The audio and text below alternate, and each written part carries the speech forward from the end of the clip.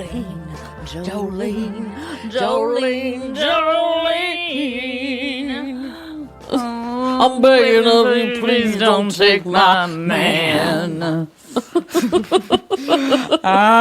Jolene's taking that man. Jolene is a real bitch. Will you read your own bio? I sure will. You will? I'm You're so silly comedian. So fucking awesome. Oh, thank you. You are so fucking hysterical. Well, I can tell you a thing or two about myself. Please do. Emily Fortune Feimster, that's me, was born July 1st, 1980, and grew up in Belmont, North Carolina. She is a writer, comedian, and actress, and supermodel. That part's not in there, but I felt like you should know. I'm sorry, we should have added it. Feimster made her television debut on NBC's Last Comic Standing and later co-starred as Colette on The Mindy Project. Feimster can currently be seen in the L Word reboot, Generation Q, and her Netflix comedy special, Sweet and Salty, premieres on January 21st. She is also the host of her own podcast, Sincerely Fortune. Sometimes I think stand-ups tend to feel the need to be constantly funny or happy, Right. or like when you encounter strangers. Like they need to entertain. Yeah. And then it's exhausting. You're like depleted of it, all energy. Yeah. I think I'm in the middle because I am a little quieter and a little shyer at times than people would assume. Well, don't you think that's the thing with a lot of... Because I feel the same way. Yeah, I think people assume that all of us are on at all times because you think of like the quintessential stand-up, like Robin Williams, always on. You kind of think in that terms. And there are certainly stand-ups these days who are like that. But for me, it's like maybe there's more of a need to smile all the time and be pleasant all the time, and you don't want to let people down. Exactly. I don't want to disappoint somebody. I don't want somebody to walk away and be like, God, she was a fucking bitch. Yeah. Or When you're like- just like living your life, you know? Yeah. Because not everybody smiles 24/7, you know? It's impossible. But I definitely don't feel the need to be on. Like, I don't need to be the center of attention in a room. Mm-hmm. I'm just as happy being by the cheese plate. That's where we differ. And, and I'm like fine for someone else to shine. And as long as there's like a good Gouda. I put that pressure on myself to Yeah. be liked all the time. Yeah. And that's tough. Yeah. I guess for me, you find the moments, right? Where you're like, okay, I might not be the center of attention right now, but then I'll go chat with whoever at some point and we'll have a moment. Do you find that audiences in different cities are different? Within the community, is it like, oh, I'm performing here and I know that they're going to be like this? Oh, yeah, for sure. Anytime you get asked to do a new club, Yeah. we always text each other. What do you think of this place? Oh, okay. And Alabama or wherever it is, or What cities are the most fun to perform in? Chicago. Okay. Great city because they love comedy. It's like a city, but then there's like that nice Midwestern mentality. Nashville, great comedy scene. Austin, Texas, great. What about LA? LA can be tough. I feel like there's a lot of stand-ups that probably come, right? Yeah, if we live here, this is where we have to work our material out. Yeah. But, you know, some people are like, who cares? Just get up there and do whatever. And the other people are like, yeah, but there's industry all the time. Right. There's a pressure to not suck. Right. But you have to suck sometimes because, Right. like, my special's coming out, but now I have to write a whole new hour. Right. I got to go to the comedy store and do new material at some point. I grew up in Seattle Okay. in the 90s when it was like people were pissed. Really? Oh, yeah. yeah. Everyone's The mad. grunge yeah. thing? Yeah, a little economic Flannel. depression. It was before like Amazon Yeah. and, you know, Microsoft was just starting out, whatever. Right. I've never done stand-up, but I did theater there. And the audiences there, they're great because they actually go to see shows. Oh, that's nice. But I do find that they're snobby in a particular way. Oh, interesting. Like snobbiness in terms of like we're laughing at everybody else a little bit. Like we're in Oh, on the interesting. collective Right. here. I mean, I love you, Seattle. I love you, Seattle. You're, I love you. Yeah, you're you're the great. best. Greatest Yeah. people in the world. Also, you're a little judgy. Little judge. Oh. But like New York is judging in a Right. specific way, I would think. Yeah, they have a taste, a certain taste, and Yeah. you either meet it or you don't. Yeah. You know, the few times I performed in Seattle has been in Bellevue. Is that right? Bellevue. Yeah. And then the rest is Tacoma, which is a whole different ballgame than Seattle, I think. Yeah. But I haven't done like a lot of shows there to really understand the audiences. I will say this. What? They didn't buy a lot of merch. Oh, yeah. Seattle. Yeah, well, we just like our plaid. Yeah, if you get some plaid merch in there, then I should have gone with plaid. I love a good plaid, but yeah, I don't know if they like it anymore. Other than that, they were a nice crowd. Okay, that's good. Is it all just a blur? I don't know. It does become a blur. I travel like every other weekend almost. Oh my God. Yeah, it's pretty gnarly. That's crazy. Especially prepping for this tour. And I did 105-hour shows this year alone. Oh my God. Or 2019. Do you get heckled ever? Not a lot. A lot of people want to just be part of the show. They think they're helping out. Because watching your stand-up, you create a family. Yeah, like I just want everybody to have fun and a good time. Like we're all in this together kind of thing. I love like self-deprecating humor. I love observational humor. Like I love that bit when you are doing the Tuesday night stripper and you've got your stare. Give me the money. That was one of my jokes where I said, I don't have the body of a stripper. If someone wanted me to be one, I'd be more like a Tuesday night stripper, trying to work my way up to Sunday brunch. So, in your brilliant special, which is coming out January 21st? Yes. Is that right? Yep. Sweet and Sweet salty. and salty. Sweet on and Netflix. salty on Netflix, yeah. In a conservative town, was that difficult, like coming out? Well, I came out kind of later, and like I can look back to growing up and clearly be like, oh, I was gay my whole life. But because I was growing up in the South and it's a more conservative area, I didn't see other gay people that were out. I didn't have like representation on television. So I didn't know that I was gay. I knew that there was some sort of angst inside of me. Yeah. One of my first stand-up jokes was talking about how I would get very intense about friends that were girls. And my mom would be like, I don't understand why you get so upset when your friend Michelle goes out on a date with a guy. And I was like, because she's my best friend. I didn't know I was like infatuated with that girl. You know what I mean? I just thought I'm such a good friend that nobody else can be in the picture. But, you know, finally I came out and I go, oh, that's what that was. But because I grew up, it was a different time, you know, there was no YouTube and I just didn't see gay people. So I didn't see it in myself. Yeah. It took me moving to Los Angeles and then I didn't come out till I was 25. And then once I came out, my hometown was actually pretty supportive of it. I was not sure how to like tell people. You already have to sit your whole family down and have that weird I'm gay talk, which is so nerve-wracking. So then I was like, well, how am I going to tell my friends? Like, I don't want to just like sit everyone down. So I did a stand-up show in my hometown in like the back of a bar. Which is brilliant. Oh, wait, you are engaged? I am engaged, yeah. And how did you meet your fiance? Well, how did we meet? We met at Chicago Pride, Gay Pride. I had some friends. They put on this big event every year for Chicago Pride. They do awesome parades, don't they? They have great parades. So my friends that were running this event were like, come hang out that weekend. And I love Chicago. And my best friend from LA that I lived with for 7 years, he had moved to Chicago. So I was like, I'll stay with him. I'll go to this lesbo thing. And I was very single. I had just... Very single. I was very single. I'd been dumped like 6 months before that. And so I was like, had licked my wounds from that. You know, that whole thing where they're like, because I kept dating one dud after another. It was always like, you know, in LA, I think it's hard to date. Everyone's kind of like looking for the next best thing. Everyone thinks that the grass is always greener. So I couldn't find anyone who wanted to commit, you know? And so I was just like constantly like hitting my head against the wall with dating. And I sort of just had this moment, kind of want to say like a month before I went to Chicago, where I was just like, who cares about dating? I'm done. I don't care anymore. I'm not trying. And, you know, everyone says like, you'll meet someone when you least expect it. And I always thought that was bullshit. And then I go to this event. I'm there not even 15 minutes. And these two girls walk up. And one is my now fiance. The one girl wanted, asked if she could take a picture. And Jax, who's my fiance, she didn't really know who I was. She just knew that her friend wanted a picture. And she was like, just take a picture with her. Who cares? So we took a picture.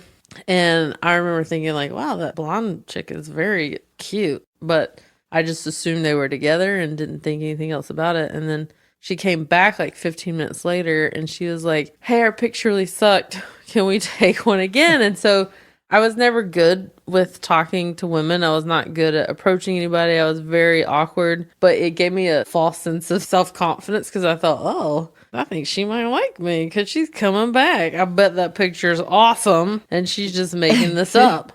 So we take a picture. We kind of like let our arms linger and we kind of chat for a little bit. Then throughout the night, we kept running into each other. And I, in my head, thought she was into me. So I was being more confident than I would have been otherwise. We exchanged numbers and ended up hanging out that entire weekend and have basically been together ever since. And was she living in Chicago or was she there visiting She as well? She was living in Chicago. She was a kindergarten teacher there. But we had mutual friends, so I was able to be like, hey, what's this girl's deal? And they're like, oh, she's great. She's a kindergarten teacher. She's super cool. And it turns out she wasn't hitting on me. The picture was indeed bad. And her friend really didn't want a redo. But you know, it was one of those things where everything sort of lined up. And she had gone through a breakup also 6 months earlier and was dating and kind of was getting to a point where she was done dating the people she was dating. And she and her mom were going to Italy for a few weeks together. And her plan was to tell everyone she wasn't going to have phone access. And so she could just kind of restart everything. And then she ended up being like, hey, yeah, I'm going to have phone access. We were able to get to know each other in a very organic, even though it started sort of in a, like, whoa, we're hanging out all weekend. We were able to sort of take a step back and kind of get to know each other from afar. Does she have like an extraordinary amount of patience? She does. But she does sometimes treat me like a kindergartner, which I'm not saying I don't act like one, but that whole like, did you wash your hands? Or like, don't lick your knife.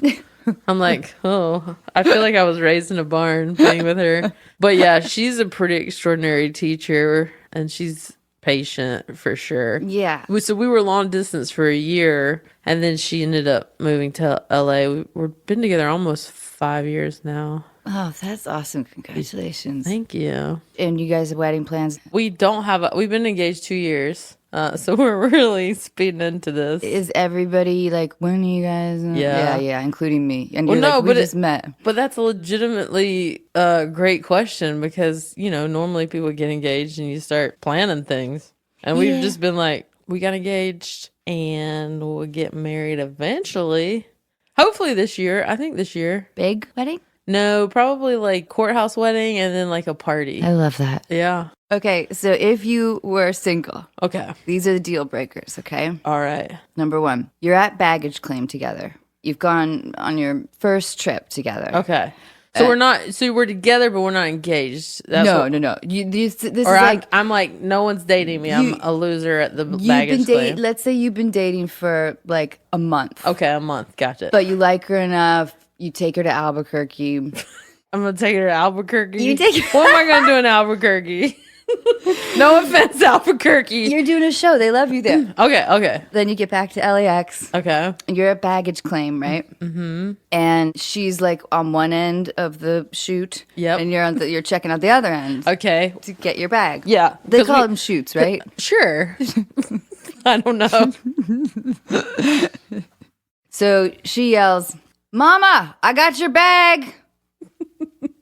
And then she comes over and she says, "Oh, Mommy, you were so smart to have a pattern bag. I found it right away." And she just keeps calling me Mommy. Deal breaker. A month in is not enough to have that kind of rapport. Mommy? I like the word daddy better. Not that I want to be a daddy, but I think it's funny if you're like, "Hey, daddy, I got the bag." Daddy's funny. But mommy's like, Mommy. That's creepy. And yeah, maybe she's like, it's just that I'm younger than you are, and I don't want like anyone to, think that. I would be like, this is weird, and we should probably break up. She's kind of awful. Clearly, there's a larger age difference here than I realized when we started 2 years. dating. 2 years. I'm like, oh, I gotta get my hair trying to be an dyed. actress. Right. So she's been lying about her age a little bit. Oh, okay. You know? Yeah, this sounds like a deal breaker to me. Yeah.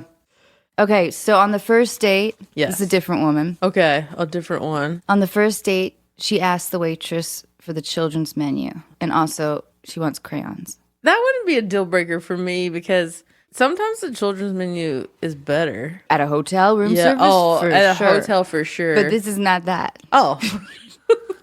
This is like Ruth's Chris. Because I would probably just assume that she's not that hungry and it's not like a maturity thing. So it's not a deal breaker. No, because also like sometimes at restaurants they give you crayons and I've used them. Would you inquire about it? No, I'd probably be like, oh, that's interesting. She'd say, yeah, I'm an artist. And I would be like, oh, okay. I have several different mediums.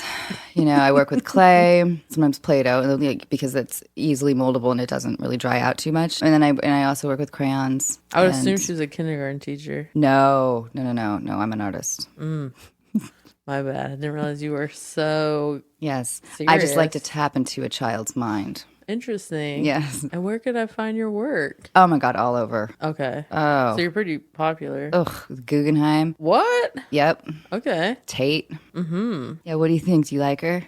I don't not like her. Really? I would go on a second date. Really? Yeah, she's intriguing. But she's a liar. But I don't know that. I don't know that yet. How do you not know? Because I'm naive. I'm from the South. I'm just assuming minute. the best in her. You don't think that Southerners are some of the most cynical of all? They're more like, oh, that sweater. Ooh, bless her heart. Bless her heart. It's not as much cynical. Like, they're not thinking the worst. They're more of just like judgy, but they are still trying to be polite. But is it a forgiving culture or no? Is it grudge holding? Oh, it can be forgiving, yeah. But what if like your neighbor's daughter like fucked, somebody's boyfriend or husband or something? They never forget. That's But they'd still spend Christmas together. Okay. Southerners are not afraid of an awkward Christmas. And in the kitchen, they'd be like, you see that? You see that little bitch? You know what she A lot did? of cleavage. And they go, does anybody need anything else to drink? Are you guys good? Does anybody need snacks? I tell you, I don't want to shove this right up her little you know what. But they'd still get her a snack. I love the South. I love it. We love everywhere. Everywhere. Seattle, Albuquerque. Yeah, we the love it all. South. We're not here to judge anyone. How many brothers do you have? 2 older brothers. Yeah, I have an older brother. Yeah. But were they like protective of you? Did they kind of bully you? Did they? They could be protective, but mostly they were the bullies because it was a very rough and tumble kind of household. They were like dudes, and so we were all playing sports. We were all running around in the neighborhood. We'd get in fist fights. Did they call you Emily or Fortune? They call me Emily. Yeah, I grew up as Emily. Would they be like, Emily? Yeah. Emily, get the fuck in here. Oh, they definitely didn't treat me like I was a girl. If you acted, quote unquote, like a girl, you would get beat up. Right. Because all the kids in my neighborhood were boys. So it was just a big pack of boys and me, just like wrestling or playing soccer, or playing football. And I wanted to be part of the group. So I just had to toughen up. Yeah, I'm grateful that I had an older brother. I have an older brother. I had. He's still with us. I'm grateful that he made me. I mean, we fought all the time, and he's a big dude. Yeah, and I was a really short kid, and it's crazy. He's a professor of sociology, and his specialty is bullying. Oh my god! He studies. You're like takes one bullying. to know one. I know. But I'm really grateful for it. But at the time, it was tough. I always felt like I had to be tough. I was the opposite. They would like punch me and I'd be like, Mom! I was such a wuss. Oh, my mom wouldn't protect me. I think that was like a product of like the 80s. You just had to fend for yourself. Yeah. Remember, like, people were just like walking home from school all the time. Oh, completely. And they're like, people were getting kidnapped left and right. And everyone's like, God, I wish we could prevent this. You're like, maybe pick them up from school. Everyone was just left to their own devices. Just like, here's a key. I know you're 7, but you got this, right? Isn't it so funny how our childhoods just like totally shape Oh yeah, our stuff, everything. you know? I always wonder if a lot of performers, especially comedians, are younger siblings because there's that thing where it's like, look at me, hey, Right. Hey, who wants to do a talent show? I got a talent. Did you do a lot of plays when you were a kid? No, I didn't do any theater until college. Well, I did like church plays. They don't count. Oh, I want to hear about a church play. What does that mean? What does a church play mean? Well, in the South, everyone goes to church. That's like a requirement. Right. There's different church activities. You go through the gamut you start off at Vacation Bible School. That's like a week in the summer where you sing Jesus songs all week and Like, eat snacks. our God is an awesome God, He reigns from heaven above. Yeah, that's one of the hits. Then you graduate to choir. Yeah. So you sing in the choir. Wow, less exciting, right? Yeah. Sometimes that leads to handbells.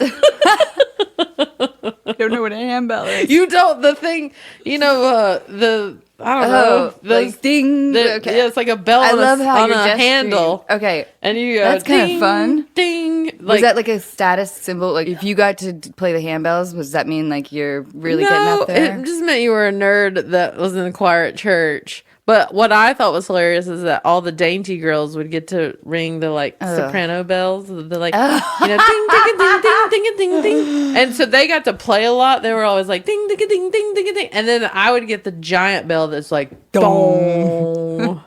And they're just like, furiously doing their handbells, and I'm like, I just get one dong. So I was really they're like, we'll give the hefty one the giant handbell. So then you go from handbell choir to occasionally they'll have a play. Usually it's some sort of Jesus story, like Jonah and the well. There was a story about Jonah getting swallowed by a well. Oh, I thought... Or whale. I know. can't say well. I know. Whale. I was like, I'm not sure I'm familiar with Jonah and the well. The well. Did he fall in a well? Did he go, well, maybe he... I can't say whale. Whale. Hey, you guys, Jonah's in the well again. He's in a whale. We gotta save him. Throw him a rope. I just remember there was a song, Jonah, Jonah, Jonah, Jonah, Jonah, Jonah. Oh, no. But the lyrics were hard to master. Yeah, right? pretty much. So it was plays like that where there's like some singing involved, and there's like a fake whale, and you're all pointing at it. Then he gets saved, and we're like, glorious God is our Savior. He did that. I don't know the words to the song, but... Well, then what made you in college decide So then in college, the reason I didn't do plays in high school and middle school is because I was a big sports gal, and you couldn't do both where I was from. You either played sports or you did theater, but they were all after school. So I was so into sports that I was like, no theater. Then in college, the theater was usually at night. I played tennis and soccer in college, so I could still play sports, and then I would have theater after that. Did you like that kind of performing more than... No. My freshman year, I didn't do any theater, but I liked all the people in the theater department at my school, so I was like, I want to hang out with them more. They're all doing theater, so I should do theater too. So I tried out for a play, and they were like, you can do the sound booth. And I was like, oh, what part is that? They're like, no, you're going to do the sound in the booth for the play. I was like, got Don't move the levers too much. Okay? Yeah. Just pretty much look at them. So my first couple of plays, I was behind the scenes. I think I did a total of 3 plays my entire college. And I didn't thrive because I had terrible stage fright at the time. Like I wanted to throw up every time I got on stage. And our plays were weird. It would be like... plays that like no one else did. I don't even know where he found these plays. And I'm in the South. We were just like, can we just do Steel Magnolias already? And he's like, no, we're gonna do it, Or it would be like, Chekhov. It would either be some obscure play or something really complex. Right. Yeah, the theater was not somewhere I thrived in, and no one would have ever thought I would be the one to go to LA and make a living acting and doing comedy. So I was watching some of your YouTube videos. I Oh, was God. really drawn to Darlene Witherspoon. Yeah. And I was really hoping that Darlene would come to Los Angeles and audition for things. Oh, yeah? Okay. Yeah. Darlene can do that. Darlene Really? is a Hooters waitress. Yeah. She's known for certain abilities. Okay, Darlene. My name's Darlene Witherspoon. I am not related to Reese. Oh, okay. I all get right. that a lot. Oh, sure. Mm-hmm. Well, it looks like you don't have too much experience. Is this one of your first auditions? Oh, do I need experience? I just came because they were like, listen, you're going to go up to California and try out for this part. And it's now really fun. And I borrowed my neighbor's Toyota, a very fancy car. And here I am. Well, good for you. Good Thank for you. you. Good for you. Okay, so here's the copy. Okay. Let's do a cold read. Okay. I have to say, I did not know I was going to be doing this. My skills were in I don't know if this is something I put on my resume or tell you, but I can shoot a ping pong ball out of you-know-where. I shot it about 25 feet once. Okay, well, that... I don't know if that helps Maybe you get should this put job, but I don't on know. your- I just thought I'd tell you. Thanks, Darlene. No, that's not required for this one. Okay. But what I need you to do is just say your name. Okay. Darlene Witherspoon. Now go ahead and read the copy. Well, I'm not a great reader. I live down in Florida and, I don't know. Okay. I used to have hardest time sleeping at night. I get that because I don't sleep a lot. I work at Hooters can you and just- it's hopping. Darlene, can we stop right there? Oh, yes. This is for the client. Okay. So I'm going to need you to just simply read what's on the page. Oh, I get it. I have a couple clients too. People come into Hooters and they pay me to shoot that ping pong. They call me the. Okay, we're they recording actually right call now, me and the this- world champion ping pong cooter shooter. That's my nickname. All right. Okay. My legs wouldn't leave me alone. What? I didn't realize that would be such a great transition from what I was Darlene? talking about. Darlene, can we take it from the top? And just Oh, please I stick gotta to the go. top. I gotta do it again. Yeah, just take it from the top and just, Acting's hard. yep. Okay. I used to have the hardest time sleeping at night. My legs wouldn't leave me alone. It was so bad, it was even hurting my relationship. Oh my God, this is so hard. That sucks. It was hurting her relationship. Okay, Darlene. My doctor said I have restless leg syndrome. Restless leg syndrome. Restless. Restless? Restless. Leg syndrome. Leg syndrome. RLS. Turns out it's pretty darn common. Then I started taking zinjangerase. Zinjangerase. And I feel like I finally got my legs back. Side effects of zinjangerase is daytime sleepiness, nauseous. Darlene, that was... Did I get it? Here's the thing. Okay. You tell me what you want to tell me. I would love for you to do just one more Oh time. my Just one more God, time. really? Just one more time. Woo! Hollywood. I swear. I I normally judge beauty pageants. I need you to pick up the pace. Okay. So I got to talk faster. It's only a 15-second spot. Okay. A 15-second. How long was that? 4 minutes? Was that 4 minutes? Just about. Okay. I don't know. Why don't you slate again? Because I'm not sure I want to show the client that one. I'm not sure the client's going, just do it again. There's a lot of people outside. Should we ask the client if they would rather me shoot a ping pong out of my shooter? We're not going to do that. Oh, I got, okay. Slate again. And Darlene Witherspoon. I am not related to Reese. I get that all the time. Now what? Action. What happens there? Read the copy I again. read the copy. Okay. I used to have the hardest time sleeping at night, but not now because I got a drug and it made me better. I got my legs back and I feel like a new woman. I just tell you, there's this stuff called, I got a restless syndrome and it started getting better.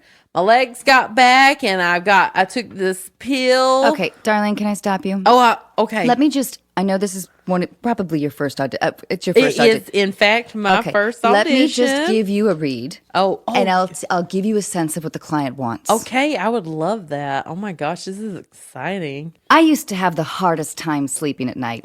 My legs wouldn't leave me alone. Oh, yeah. It was so bad, it was even hurting my relationship. That's right. My doctor said I have restless leg syndrome. Oh, that's the RLS. word. Turns out it's pretty darn common. Then I started taking Xanadron. What? That's the word? And it feels like I finally got my legs back. Oh my God. You know what? You should actually get this part. They want someone with a southern draw. I'm not quite sure why. I don't know. I just felt like, So who's going to buy it from me? If you told me, I'd be like, no. But when you did it, I was on my phone ready to buy it. Has anyone ever told you that you're a little bit like a cat? I have been told I have a nice pussy, but I've never been told I'm like a cat. I think your future's really bright here in Hollywood. Okay. Darling. Yeah. I'm excited. Thank you so much for coming. Oh, in. is that it? That's it. Will you guys let me know if I got the part? We will Be in touch. let you know Okay, I'll be in the alley if you got the part. of the Hooters. If you want to see Okay. that ping pong cooter shooter trick, you just let me know. And they allow you to do that? It's not technically allowed. That's why I hang out in the alley. But if someone just brings like a towel and a pack of Budweiser, I'll do it for $5. It's under the table. I don't make a lot of tips in the Hooters, so it's my side job. But I trust you not to say anything to my manager. Oh. Listen, I'm a commercial casting agent. I have to have a couple of side gigs I here or get there. it. Listen. This episode of Unqualified is brought to you in part by The Pill Club. Do you need to renew your birth control prescription? Want to switch your birth control? Maybe try it for the first time. Whether you know the brand you want or you're looking for help finding the best option, the Pill Club medical team has your back. With the Pill Club, you'll never have to make a trip to the doctor or wait in line at the pharmacy. The Pill Club is a birth control subscription prescribed by a medical professional and delivered straight to your door for free in discreet packaging. The Pill Club carries over 120 FDA-approved brands. Most brands of birth control are free with insurance or Medicaid. Otherwise, prices start as low as $7 per month without insurance. Right now, when you go to thepillclub.com/unqualified, the Pill Club is offering a $10 donation to bedsider.org for every unqualified listener who becomes a patient. Your donation will help low-income individuals get access to birth control through bedsider.org. That's thepillclub.com/unqualified to get your first birth control care package. That's thepillclub.com/unqualified to get your first birth control care package and donate to help more women in need of affordable birth control. Remember, thepillclub.com/unqualified. You must use the link to make a donation. She was so cute. I do.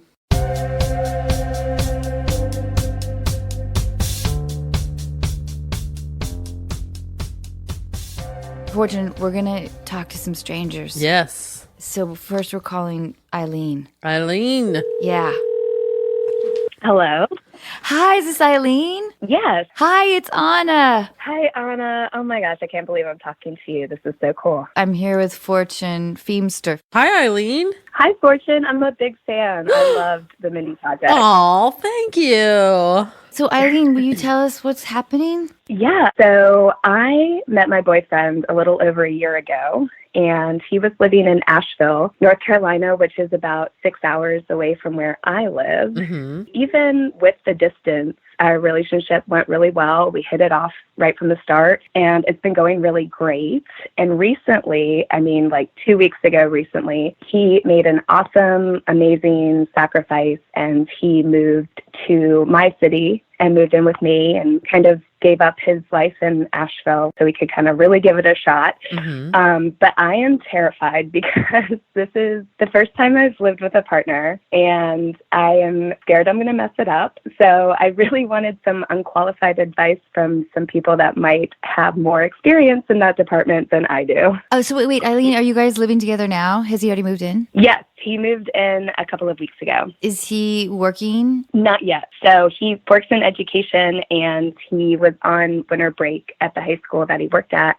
So he just took his 2 weeks notice and he's trying to find something here. Oh, he loves Aw, you though. he does. That's sweet. Yeah. It's really sweet. How's it going so far? So far, so good. I mean, unfortunately, this is like the tiniest apartment on the planet. So we have to kind of work out, what's going where and figure out kind of the organization of it all. But so far, it's been pretty good, I gotta say. Does he have a lot of stuff? Not a lot of big furniture, which works out well, but, obviously other stuff that you accumulate throughout years of living. The hiccups that I've had in the past when I've lived with somebody is I've let myself get annoyed with stupid shit. Yeah. Like, you can't sweat that yeah, small like stuff. there's a wet towel on the ground. And meanwhile, I'm the worst. I'm such a slob.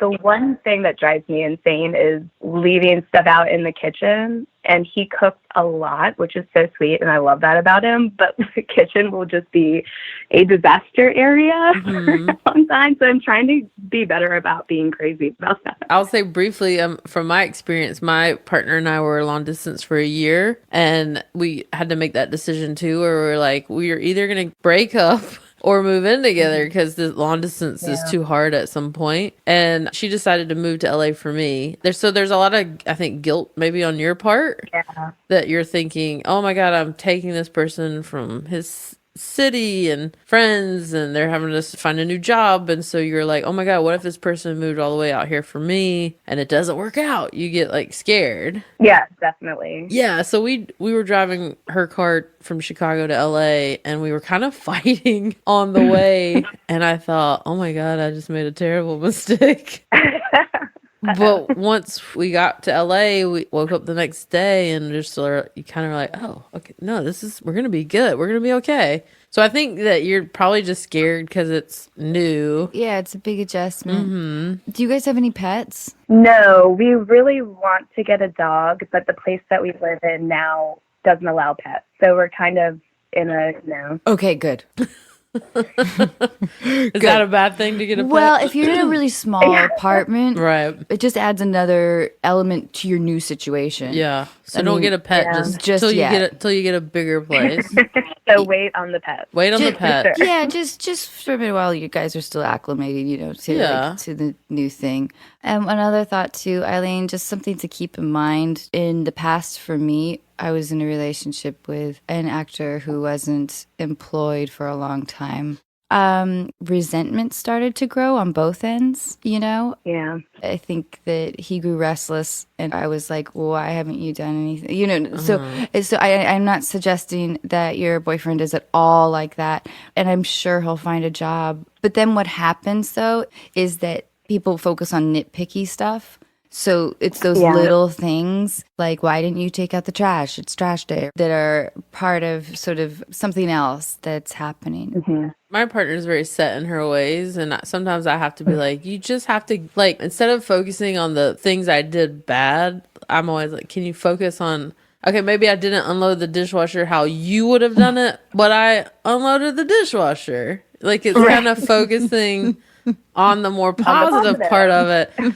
Because I'll try to help, and she's like, "You're messing it up," and I'm like, "Yeah, but I'm trying to help. Let's focus on that." It's like our team almost won. Yeah, I highly recommend trying to see the good in what he's trying to do. Yeah, while figuring out your way of doing things. That's good advice.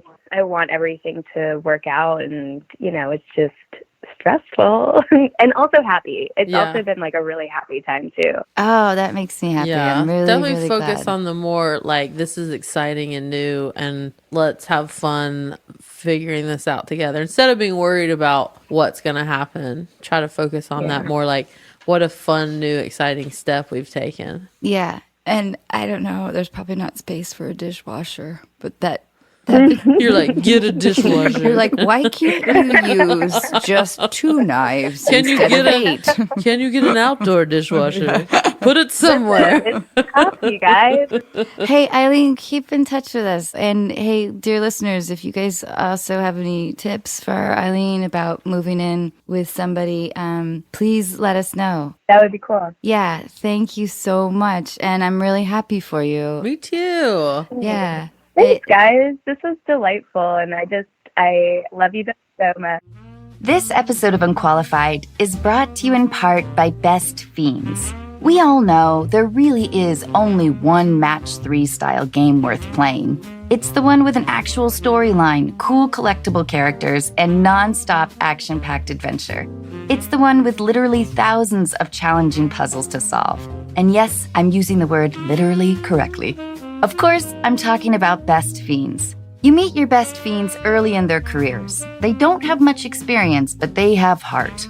I recognized a little piece of myself in each of them. And so I began to assemble the perfect team. I watched them grow as we solved puzzle after puzzle, working hard and playing hard. Today, my best fiends are ready to go anytime and anywhere. I'm really proud of what they have become. With new challenges and levels added all the time, there's never a boring moment. So download Best Fiends free today on the App Store or Google Play. That's friends without the R. Best Fiends. Hello. Katie? Hi. Hi, it's Anna. Hi, how are you? I'm great. I'm here with Fortune Feimster. Hi, Katie. Hey. Will you tell us what's happening? So I've been with my partner for 5 years, and we got engaged in July after me hounding him about it for, 2 years. Mm-hmm. And then I decided not to go super into wedding planning. We picked a date for this November, and then I was like, I have time. So instead of focusing my energy on that, I kind of focused my energy on our relationship, and I realized that it has some issues. Mm-hmm. Our sex life is almost non-existent, and when it does exist, I feel like I have to either complain that we're not having sex or ask to have sex, or just feels very one-sided. And I write on the side, so, sometimes I want him to read what I write, and it took him 6 weeks to read a short story that was probably 6 pages long. I don't know, it just feels like we're more roommates than anything else. Mm-hmm. Katie, it sounds like you're in some pain, and I'm really sorry about that. But it sounds like if you guys got married, I suspect that you're kind of answering sort of your own question a little bit here. Your feelings are hurt. He doesn't seem interested in you. And he may be, but he also may not be capable of giving you what you need in general. Whether it's sexually or creatively or emotionally or intellectually, it just may not be of interest to him. That's an incorrect way to put it. But that he just may not be of that mindset. Unless you see yourself in 5 years married and happy and things have shifted, then you probably shouldn't get married at this point. What do your friends and family think? Have you asked them about this? They are kind of saying what you're saying. Most of the time, I think some of them are thinking it and not willing to say it. Mm-hmm. Yeah, no, I've definitely asked a lot of people, and all the women I've talked to that are divorced are like, no. I know. Don't do it. Right. I'm twice divorced, Katie, and tell you what. Stop bragging. Yeah, I know. But I think that we put a lot of pressure on ourselves about timelines, about how, especially with women, it's like, okay, I'm supposed to get married by this age and then have a baby by this age and have this person be my maid of honor or whatever. And I don't think that the societal timeline leads to personal happiness. Why do you love him, or why do you want to love him? He's a very kind person. Mm-hmm. And he's a very funny person. So on the daily stuff, we click really well, but it's the big stuff that's kind of failing. Have you talked to him about these things? I've talked to him to an extent about it. He always has these very short responses, so the conversation is even kind of one-sided, and so I stop. But I have probably more about the sex thing than anything else, but also just taking things seriously that I think are important. Yeah. It's not that much stuff, if I'm honest. I don't know, not reading your work. If something that's intimate and passionate to you, that's not unrelated to sex. That's like being a partnership. And it sounds to me like you feel like he's not being a partner to you. And I don't want you to enter into a relationship where you feel like you're giving more to the relationship than he is, because that will only just sort of grow, and that pattern then just expands, Mm-hmm. And I don't want that pattern to solidify. in a marriage. Right. Because I think then you'll be unhappy. Is the relationship easy or is it always kind of a struggle? I guess easy. We're both really laid back most of the time. So, like, we never fight, Right. ever. I mean, it's easy, I guess. It's easy unless I try to bring up important issues. It's easy as long as you guys have like a good Netflix program. Right. As long as you keep the status quo. Yeah. But you're not getting what you need, per se, so. No, and apparently he's getting everything he needs. That's what he said in our first counseling session. Like, he's good. Right. And, like, I'm the one that's not. Yeah. Which I found interesting that it could be so different. Right. You know, I've had to learn, and I think I'm still learning through the best years of my life. My golden 20s. I'll never get them back. But that you can't make an unhappy person happy. You can't. And it sounds like maybe the solution right now is to tell him, let's just put off wedding planning. You don't have to necessarily put a hold on the engagement or even say anything about it publicly or anything like that to anybody. But I think that going forward just does not sound great at all. I mean, you clearly have a lot of questions about it. And sometimes I think people get into their heads like, oh, well, once we get married, things will be like this. Or Yeah. Yeah. I was like that with getting engaged. So, Right. The yeah, problems I won't get go away. it. They'll amplify. So They- you have yeah. to make sure. The only way to really move forward with the wedding is to see actual change, like actual needs being met. And, so you can't rush into getting married if those issues still exist. can you tell him, like, the timing isn't quite right for our wedding right now. We don't need to rush into anything. I love you, but I'm not quite sure I'm as happy as you are with the state of things. Right. It just is not a great idea. And I bet, just like you said, you know how some people in your life are afraid to tell you? I've definitely been in relationships where the writing's been on the wall and some of my friends and family have been afraid to tell me. And the truth is I wouldn't have listened. So it's not like it would have done any good. But I'm sure if you were to eventually tell your friends and family, like, oh, you know what, we're just going to hold off on the wedding for a beat, probably no one would be surprised. Probably some people would be relieved. Also, when you talk to him, his reaction will tell you a lot. You know, if he's like, all right. Right. Or if he's dramatic, like, so what does this mean? Are you breaking up with me? And that feels manipulative. Yeah. Or if he's like, what, baby? No.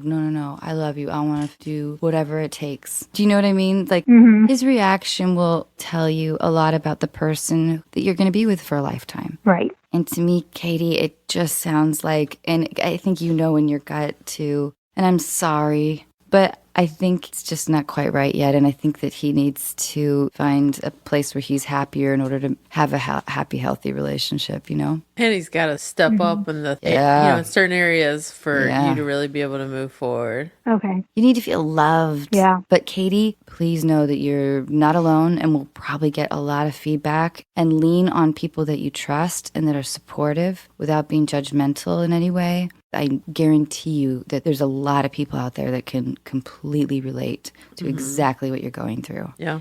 Lay out your needs and see if he can step up to the plate. And I think that will, be your answer. And you know what? Yeah. There's a big, wide world out there, and there's a lot to do. There's a lot of fun to be had. There's a lot of joy to be had. I promise you. Well, thank you. I love you, Katie, and thank you so much for sharing. Yeah, of course. Love y'all. Okay, please be in Best of touch. luck, Katie. Well, it was great to talk to you guys. Thank you. Bye, Katie. Bye.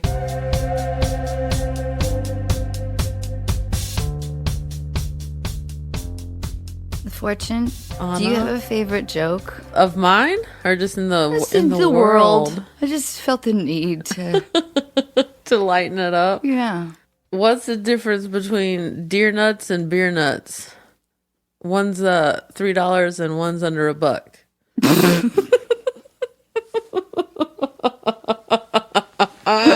My dad used to tell me that all the time. Okay, there's two blondes. Yeah. And there's a river in between them. And one blonde yells to the other one, "Hey, how do I get to the other side?" And the other blonde yells back, "You're already there." I can tell that because I'm blonde. I can appreciate it because I'm Blonde for the most part.